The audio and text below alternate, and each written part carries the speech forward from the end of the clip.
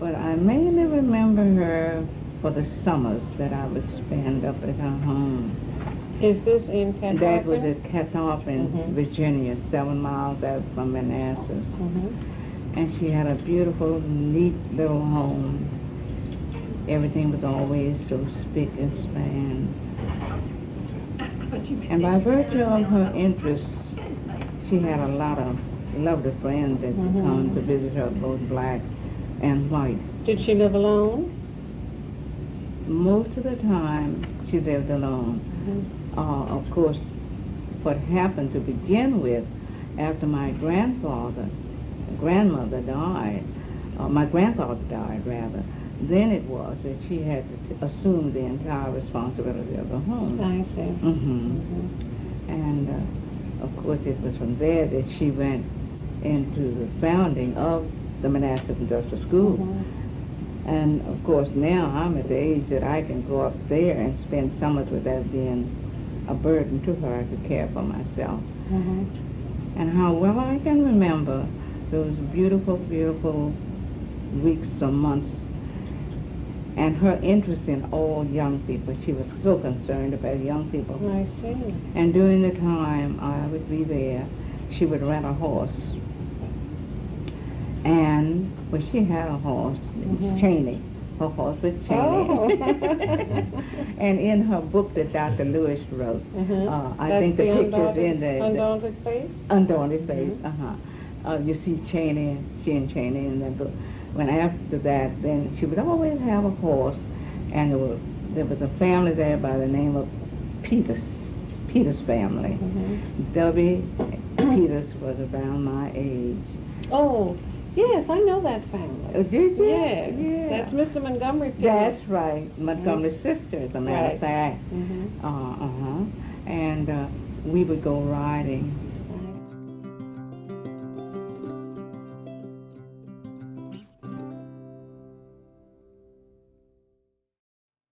It just come into my memory. I was living there, so Miss Jennie Dean wanted to take me to Sunday school. I see. And she did. She come by your house? Right by our house. And the school was minor school number 5. And so she took me to Sunday school this Sunday morning.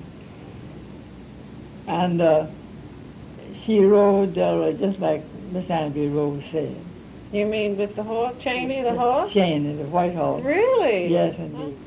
She started off, first of all, as I knew of her, in Sunday school, that was, as Miss Rose mentioned, Sunday school at Catawba, and that Sunday school was begun in her father's house, Reverend Bailey. Oh, at home? At home. I see. And then moved to Montana. Her father was a minister? He was. I see. I attended Sunday school when my mother was able to get me there. And I did not go to minor school then because I was too young. And in this Sunday school, when it was built, I went there.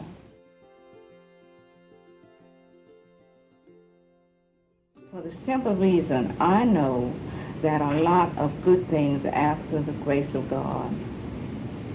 And he was so in the hearts of people that there were those who joined with her, who recognized the fact that blacks had not had the opportunities that they should have had. They realized the fact that they had talent, or what have you, to be developed. And so it was in Washington she found some good people. I don't have the names now, but they encouraged her to go forward. And it was there that they encouraged her to go north.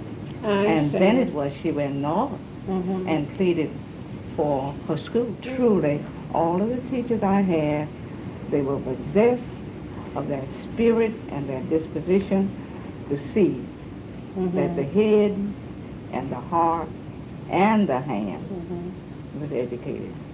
So actually the school was had a two-part program. They had the normal training for the teachers, and then they had the high school training for the other students. And for the summer school, see, they had summer school for teachers, and they went there and got the summer school work. I see, and that prepared them for the Yes, state they were certification. They were already certified when they went there to you know, to read.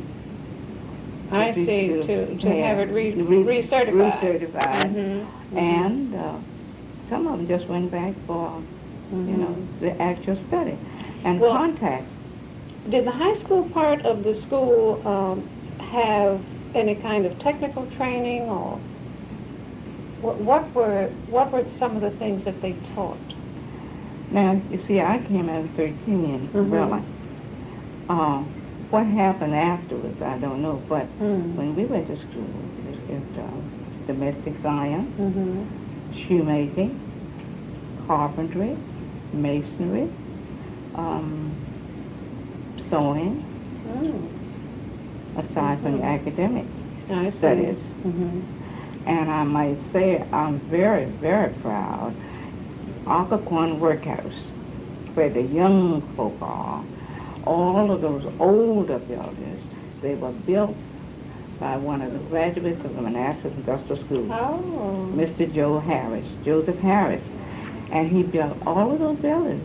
He was supervisor of all the buildings there at that time. I see. So Manassas has had some very outstanding. Manassas Industrial Oh, High yes. School. I started going to the Manassas Industrial School about 4 years before 1926. I see. Around 1922. That's right. And they put me in the 7th grade. And they had no mathematics for me there.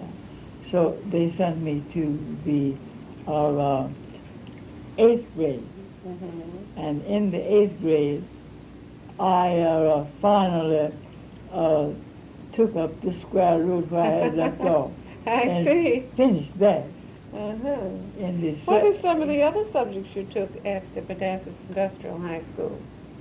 English, history, arithmetic, well, I mentioned that, and then I finally got into higher arithmetic, and then when I went back to school, English, of course, and in this 6th grade, 7th grade, pardon me, that the teacher didn't have equipment, didn't teach subjects that I was supposed to have. I see. So she sent me to the 8th grade. What about some of her other endeavors then, outside of the school? Was there anything else outside of the school or the church that perhaps that she was involved in? She really didn't have time for anything other than the church and the school. I can say and I can that. remember, so I often think about it. I was in the room as she was passing. And I've never forgotten how softly she was singing. She was lying. Come thou fount of every blessing. Oh, my. I can't ever forget that.